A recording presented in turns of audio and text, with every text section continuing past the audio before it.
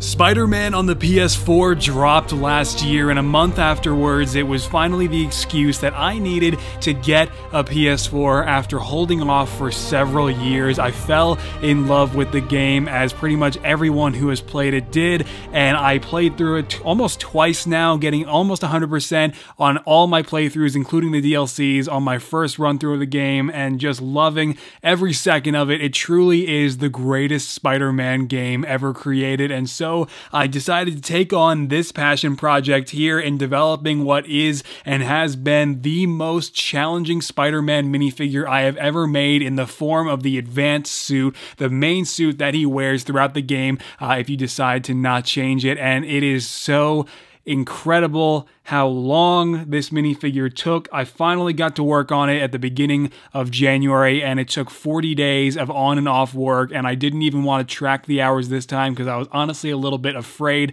because of how long it actually takes to pull off a minifigure like this with such precise and intricate webbing on every single part of the minifigure. It was definitely some of the most tedious paintwork, if not the most tedious paintwork I have ever attempted, and I'm so proud of the end result though, and I'm so excited to finally showcase this one, even if the game has been out for a long time now. This figure mattered a lot to me because the game meant a lot to me, and I hope that you guys can still enjoy the video nonetheless, regardless of how far out we are now from the game. And so without further ado, let's get started.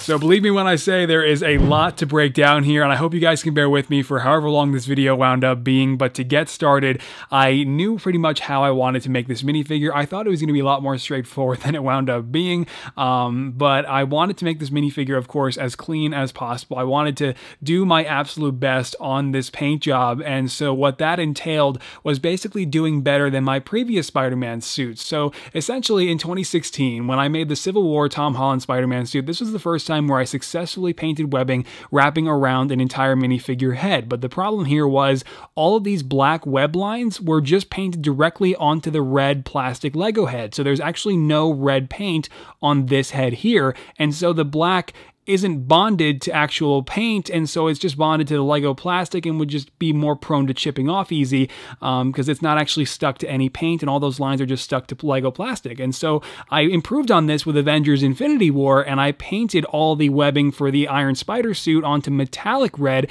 and this worked out much better. So pretty much what I wanted to do here for the Spider-Man PS4 Advanced suit was actually go against my 2016 self and use regular red paint. Now, the reason I was always apprehensive with this at first is red paint is kind of thick, or the red paint that I use anyway, and so that was really the #1 challenge with this minifigure, was just kind of battling against the thicker paints that I was using. So basically I had to use, you know, red paint that is thicker than I wanted it to be, and also the denim color that makes up the rest of the minifigure, that's a custom mixed color by me that was also a little bit thicker than I would have liked. And then the secondary denim color that you see for the highlights running throughout was also a little bit thicker than I would have liked. And the same could be said for white paint, which is just always generally known to be thick and difficult to work with. So keeping the minifigure clean while working with all these thicker paints and painting all these precise webbing lines, it was all very time consuming, a very slow process, and very challenging, and made up for, again, what I think has been the most challenging paint job that I've ever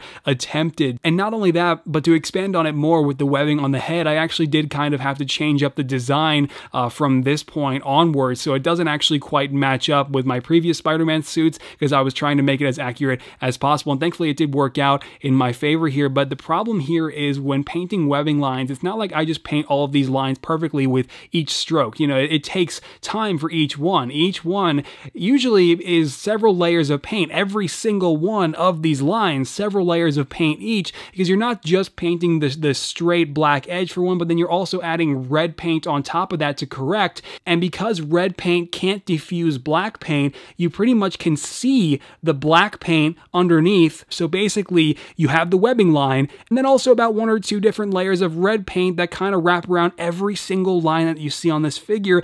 And doing all of that while trying to keep it as clean as possible, like I said, was quite a challenge. And not only this, but of course you have to keep everything super organized if you want to stay as accurate as possible. And so that applied to not only the head, but also with the arms, also with each thigh area, and trying to mirror both thighs to be pretty much as close as I could make them to each other. I mean, this was all very tedious stuff, and especially especially when you have to consider the layers of paint that have to be initially applied before you even get to the webbing. Because you'll notice there were metallic red accents that I have kind of like weaved around every one of the main sections of Spidey's, like the red portions of the suit. You can see the metallic line that kind of goes around each one. Well, to do that, it first had to start out as the base color of blue, base color of black for the outline of those sections. Then I had to weave in those sections with metallic red, then go over that again with black to create the separate line, and then fill it in with red. But then, like I said, because the bright red can't diffuse black, you could still see the black through the red, so I have to go over the red again with a second layer, and then smooth all of that over, and then you can get to the slow and tedious, painstaking process of painting every single one of these curved web lines. And that went for every single part of the minifigure where you see webbing. That same process had to be done. So I hope that that kind of puts a little bit of it into context and helps you understand just how insanely time-consuming and challenging of a process this can be to get it to look like this. It is by no means easy, even for me now, having done this for so long. And then doing all of that and trying to paint on the white spider symbol on the front of the torso and on the back. I mean, oh man, I mean, to do all of that and to then paint on the white spider symbol and keep it organized and keep every single one of the legs pretty much positioned as correctly as I could, it didn't really fully work out, man. And a lot of people noticed it too, and I certainly am not opposed to sharing it with you guys, is, you know, these legs don't really quite go into the center head of the spider emblem like I would have wanted them to, and it kind of went a little bit awry and isn't as perfect as I would like, but is mostly satisfactory because it was really the best I could do, honestly, and I am still super satisfied with it though. And something you guys might actually already be aware of that I've mentioned in several showcases in the past is white paint is difficult to work with. And so to paint these spider symbols, first they had to be painted in light gray. And then I went over them with white paint, being as clean and as, you know, as precise as I could. And in doing so, and then all of that has to be smoothed over. And, you know, one thing that I also did with this minifigure was I wanted to paint around all four sides of the torso and not leave any side blank. And so pretty much I had to paint the side of the torso as well. I had to paint all these different web lines and then put sealant over that, which you can see with that sheen there. And, you know, a big part of that too was also extending the highlight lines that you can see. And those highlights that you see running throughout the figure, I think really make everything so much more vibrant. I mean, these blue lines just, I think, make the figure stand out that much more and were super important for basically creating the detail, because you want these lines to be, you know, in another lighter blue. You don't want them to be black and then just kind of like, you know, basically stand out too much and just kind of look directly conflicting with the rest of the blue. And so having this lighter mixed blue here and for all the remaining details outside of the webbing, I thought was super important to get right. And again, that's another mixed color that was also pretty thick, and all the webbing does extend up on top of each thigh, and that was pretty tedious to pull off and not easy either. And another thing too is, of course, you'll notice the hands are painted. That definitely took up the better part of an entire day to get, or actually the better part of an evening to get those hands painted. And then also you'll notice that I do have the web shooters painted exactly the same on both wrists, and obviously not exactly the same, but I did my best. And both wrists, I did my best to paint those web shooters as accurate as I could get them before hitting those with sealants as well. And they did kind of flatten out a little bit because those web shooters are comprised of several layers of paint that did kind of get smushed down a little bit once I started passing them back and forth over the sides of the torso. But another thing too that some of you guys I think pointed out is I didn't make use of white tiny tactical glove tops for the wrists, and instead I just painted the wrists in white. This was a move and a decision that I made because I did not really believe tiny tactical glove tops would have worked here, even though they would have looked nice. Those are rubber and they're flexible rubber. They bend a lot, and white paint is thick, and once I hit those with sealant, that paint would have chipped off and it wouldn't have looked very good. This was the more, you know, I think realistic approach, just painting the wrists in white. And if you guys don't know what tiny tactical glove tops are, they basically look like this. So I would have used those, but in white. But I knew it wouldn't work in this case, so I decided to just paint the wrists in white. And of course, all this detail does extend around all four sides of each leg. And I mean, you know, you can just kind of already see how the design gets pretty tedious around here on the lower ankle areas, and it's pretty crazy stuff, man.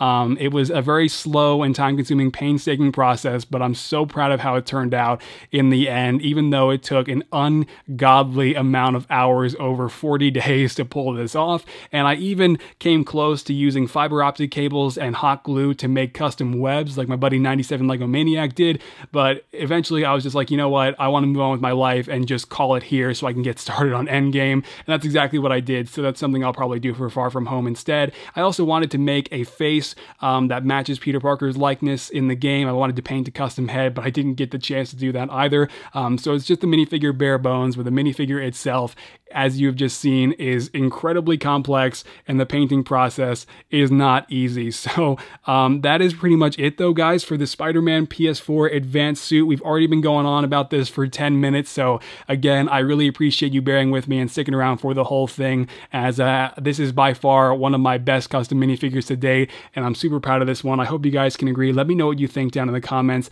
But with all of that said, let's go ahead and wrap up this video. Yuri, I've been swinging around the city all day and I haven't found Dr. Octavius, Martin Lee, or any of the other villains. Are you sure they escaped from the raft? Actually, this guy would probably know. Let me ask him. Hey, where are all the other villains? Have you seen their costumes? Well, yeah. Yeah, what? You gonna slow down time for me to sculpt and paint all those guys too? Never mind, Yuri, I think we're clear. Alright guys, there you go. That's going to do it for this showcase video. Thank you so much for sticking around for the whole thing. By the way, I know this one went on for a little bit longer than I would have liked, but as you just saw, if you stuck around, there was a lot to explain. This minifigure, as I've been pointing out, was so challenging and so tedious for all those different reasons that I mentioned, and I just am so glad that it's finally over now, and I can finally put this minifigure behind me. As proud of it as I am, I'm just so relieved to finally be 100% done here, and as much as I would like to make other villains and characters from Spider-Man PS4, it would, again, just all be too challenging and way too time-consuming, and would take away from like Avengers Endgame and all the other projects that I already have planned for 2019. So maybe one day, but it's pretty unlikely. So on that note, guys, I am so excited to get back to work on Captain Marvel. I am almost at the halfway point with this minifigure now, and then I'll be getting started on Thanos very, very soon here, as we build toward Avengers Endgame in just 1 month, and it's going to be absolutely insane. But just one more time, huge congratulations to Insomniac Games for creating and developing the greatest Spider-Man game of all time. I mean, it is scary how freakishly good and how comprehensive the whole game is, never missing a detail, and just really, they just thought of everything. I mean, it is just the definitive Spider-Man experience that I recommend to everyone. You know, just make sure at some point you have a PS4 and you play through the game, because it's just like this and Red Dead Redemption 2 have been some of the greatest experiences for me in gaming. I mean, period. It's just been incredible, and I was so glad Yuri Lowenthal actually got to see the minifigure on Twitter. That meant a lot, and was really cool. But that's going to do it for this video, guys. Thank you so much for watching, and I'll see you in the next one. All right, take care. Bye-bye.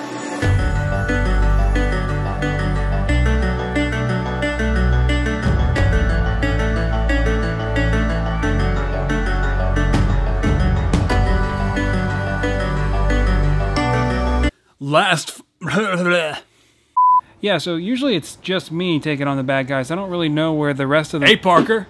Whoa, Mr. Stark, you guys are back! And with the Defenders, too? Yeah, why are you so surprised? Did you think we were just gonna never come back and leave our buildings empty?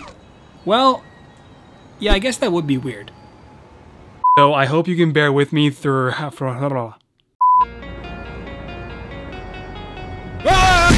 Oh boy, who's this now? Where's Martin Lee? Martin who? Where am I? Kid, we've got another one. Another Spider-Man? And this secondary light denim Love seeing you two together again. You always were my favorites.